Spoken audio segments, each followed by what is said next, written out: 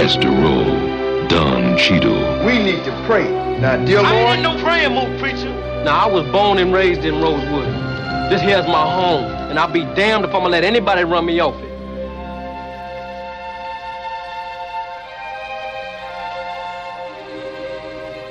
Welcome back. Of course, that was the trailer for Rosewood, 1923, Black Township, where one white woman who was beaten by her white husband, and he was a Freemason, and Black Mason saw what happened. A Black Freemason, Prince Hall, looked the other way rather than stand up and tell the truth. And, of course, our people owned land, owned homes, owned businesses. All of it was taken in less than one night. So go back, look at the movie. The question is, how far has America come since 1923? But let me open up the lines. Take your thoughts, questions, comments on this Trayvon Martin, George Zimmerman, the George Zimmerman trial. And, of course, all of this has backdrops to what is going on in America right now. And, of course, as I said before, you have the military on alert, Southcom there in Florida, and probably all around the country right now. But many have said that they would use this as perhaps a gun grab, and it's an opportunity to go door to door to take the guns in the inner cities of America. But once they get them from the inner cities, don't worry, to compadres out there in the suburbs, in the rural communities, they'll be coming for you next. But let me come to the line. Take your thoughts, questions, comments. And I don't need some of you that want to be the Perry Masons, want to be the Berettas, want to be the Cagney and the Lacey's, that get caught up in, of course, all of the courtroom drama, which is so that they can sell their books. But they make sure they had an all-white jury so that there will not be no black folks selling no books. This will be a TV movie like the Jodi Arias, like the Casey Anthony, but it'll be on the, what's that network called, sisters out there, the LMN? It'll be on the Lifetime Movie Network for white women only and for black women that think like white women. But let me come to the line. Take your thoughts, questions, comments. 410, no pun intended, of course. 410-761-1592. You can get in on this conversation as we're talking about the Trayvon Martin case. But it's bigger than that.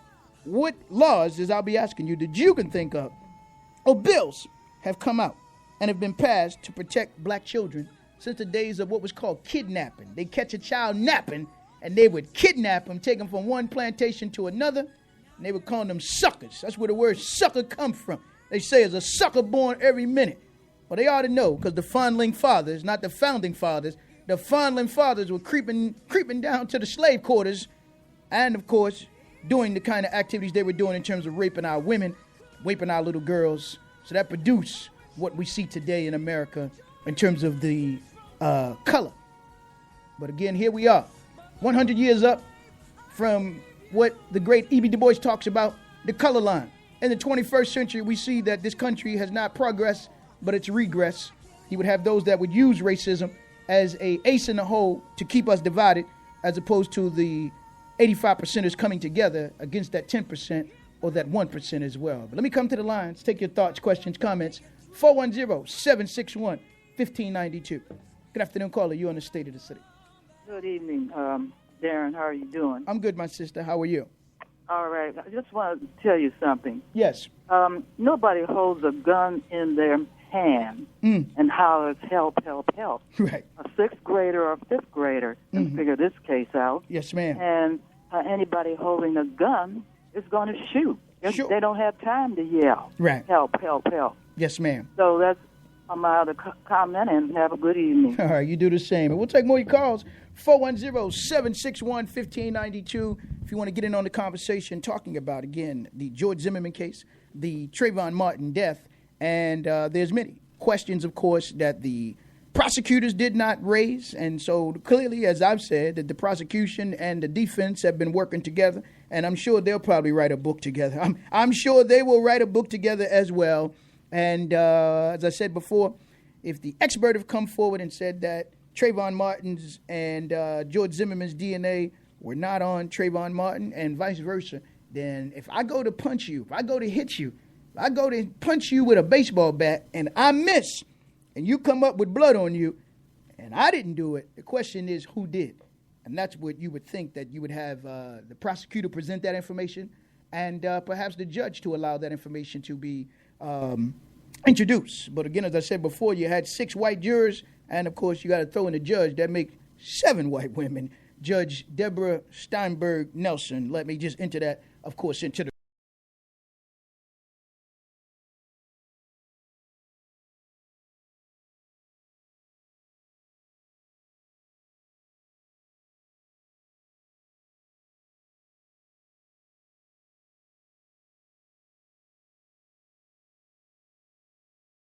But I do. right. And the lady that was killed down here at the Yes. Belvedere Hotel, Yeah. they found a reason, man. Yeah, No how matter do- what Yeah. the circumstances is, they always find a reason to find a white person innocent. Yes, sir. Yeah, that So, was you know, Hattie. we don't really have any justice in this country when it comes to white on black crime. Yes, sir. Black on white is different. Right. That's There's right. no way that a man can kill somebody and don't be arrested until 44 days later. Yes, sir. You That's know, right. not Clear- even clearly. arrested. You know, Not even think arrested, about brother. that. Right. That's right. You And know? that shows the connection that he and his father, of course, who's an retired appellate court judge out of Virginia, as well Right. as his mother, who was a court clerk for years, I believe, Right. between Virginia and Florida. So, you know, Right. you begin to see those intimate connections right there and intimate relationships in Florida. So, again, you would have thought that the federal government, as we saw with Emmett Till and other high-profile cases, would have Right. injected themselves into that to really get justice for our people, not to placate our people and not to use it, of course, to further divide the nation, but to show the people that it's a new day since with the election of President Barack Obama or the election of President Obama, we were told it was going to be a new day in America. But That's right. we see things are not getting better, but they've gotten worse now with President Obama in the White House and with Eric Holder as the Attorney General right now, brother. Now they know how to, Right. they would know how to do it if maybe Trayvon Martin was gay. You know what I mean? They would probably, if Trayvon Martin was a gay 17-year-old, then they probably would charge George Zimmerman with a hate crime, and it would have been all over with a long time ago, right? That's right. Yes, right. sir. Right. Okay. Appreciate you Right. checking in, brother. Thank you very Right. much. With that, we'll come back to the line. 410-761-1592. You can get in on the conversation. Of course, this is the one where we're going to look at it our way. We're not going to look at it from somebody else's perspective. We're not going to be sugarcoating it, but we're going to look at it from this perspective here on the state of the city. And with that, we'll come back to the lines.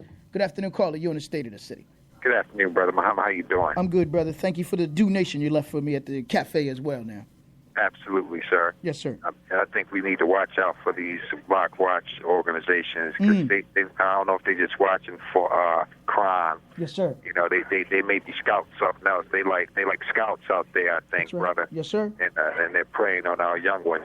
Yes, sir. Clearly. And that's what really what I want to watch out for. Yes, sir.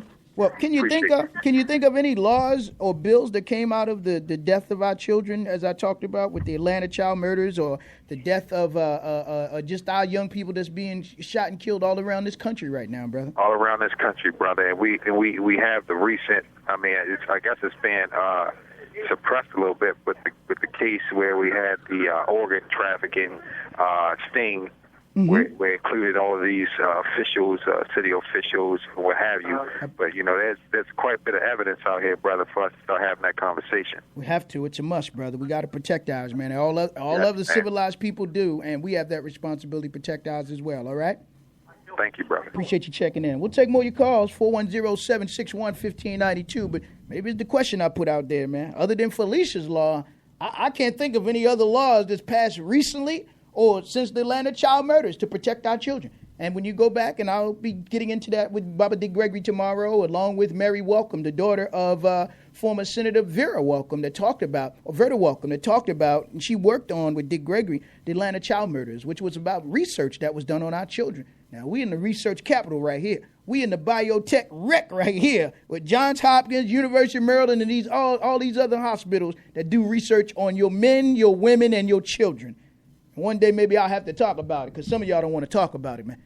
Maybe some of y'all getting some of these federal dollars to be a part of some research programs in the city and in the state. But let me come back to the line, 410-761-1592. Good afternoon, caller. You're in the state of the city. Assalamu alaikum. Walaikum salam. Hey, brother, now, those children that were murdered in Atlanta, were they all black? All black. All black. All black. 21 Now, boys and one girl. And I heard that they were doing experiment on the black kids back there, and it was something that they had to call interferon. Yeah, melanin. They was trying to get the melanin off out of the tips of the Europeans was doing this, man. Yes, they would commit those murders to get the interferon out of these black kids because they do that melanin, like you said, in them. Yes, sir. So.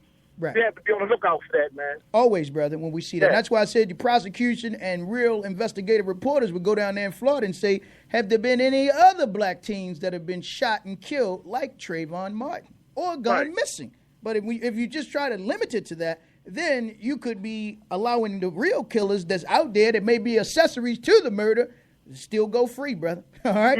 All right, brother. Appreciate you checking in. And with that, we'll take more of your calls, 410-761-1592. You can get in on the conversation. Good afternoon, caller. You're on the State of the City. Good afternoon, Brother Muhammad. Yes, sir. What was that brother's name down there in Atlanta? Williams? Well, they try to put it on Wayne Williams, but as you'll hear, Dick Gregory will bring that up tomorrow. They know that Wayne Williams wasn't the one that killed those young children. You understand? But they had to find a patsy or an scapegoat to make it go away because the nation's attention was looking at Atlanta and what was going on in Atlanta. So imagine if the nation's attention was really looking at Sanford, Florida, or looking at the state of Florida and asking, has there been any other youth killed in Florida during the same time that Trayvon Martin was killed, and how far back did these other deaths go that may be a little mysterious or similar to Trayvon Martin, bro? That's all I'm asking. All right? I'm also interested in you talking about the organs. Yes, sir. I'm in need of a kidney. Right. Well, usually blacks will be the last ones in line to get the kidneys, brother. Usually they're going on an international, and I'll have to do a show in which I talk about the price of what a kidney costs, the price of what a spleen costs, the price of what a heart costs, because on the what they call the black market, but it's the international market, you're talking a multi-billion-dollar industry, more than the drug industry. You know what I mean? Right. Yes, sir. Real quick, the 300-man march, I think it was good. I think it can work, but we got to follow up. All right, brother. I'll come back and maybe talk about that tomorrow for the 300-man march, all right? All right, Dad. All right, appreciate it. Get that mayor out of there and give her back her money, man. Otherwise, your march ain't going nowhere. You just be going around in circles and never really solving the real problems in the city of Baltimore. And every year I've watched them do it. They go get them a new HNIC, a head nigger in charge. Pardon my language. A few years ago, they tried to use my brother Faraji Muhammad. Before that, they tried to use another brother. Before that, they tried to use Dante Wilson. Every year, they go and get somebody. So this year must be the young brother that they want to try to use him. So I tell them, be careful. Because every year, they try to go get them a new head Negro in charge and give them some money and get them some opportunity and say, anybody in the media wants to talk about violence in the city, got to come to you, and then we'll tell you what to say. Don't let them use you like that, brother, is all I'm saying. And others who want to be, of course, that get that star on the forehead like they used to do you in school and say, now, he's a good boy. This is the one that speaks for the black men in the city of Baltimore. No, one person can't speak for all of us in the city. And if they haven't stood strong for you and stood along for you, then you know they may not be right for you. But let me come back to the line. We're still on this Trayvon Martin. 410-761-1592. You can get in on the conversation before we wrap up. Good afternoon, caller. You're on the State of the City. Hey, Brother Muhammad, how you doing, sir? I'm good, brother. Thoughts, comments on this, brother?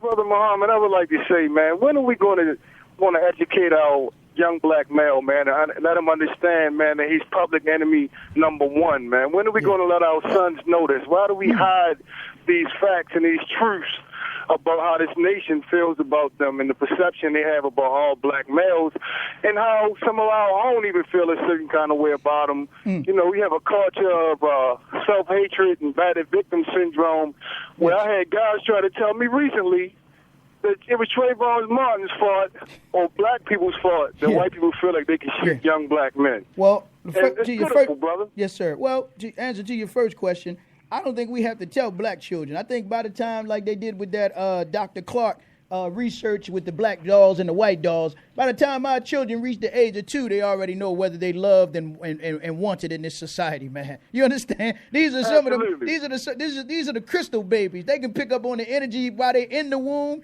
in utero, and then outside of the womb as well. So I think our children know when they want it. The question is, how will we protect our children? One other point I could touch on, Brother Muhammad, if I could do so.